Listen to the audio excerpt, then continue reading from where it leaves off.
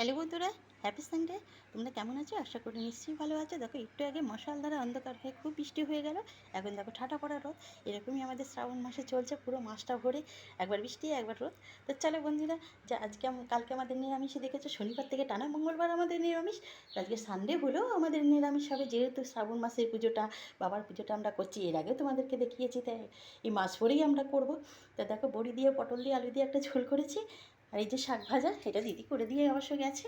পাট শাক ভাজা, তাই কুঁদরি ভাজা, এটাও দিদি করে দিয়ে গেছে। তো চলো আজকে এই নিরামিষই আমাদের মেনু লাঞ্চে।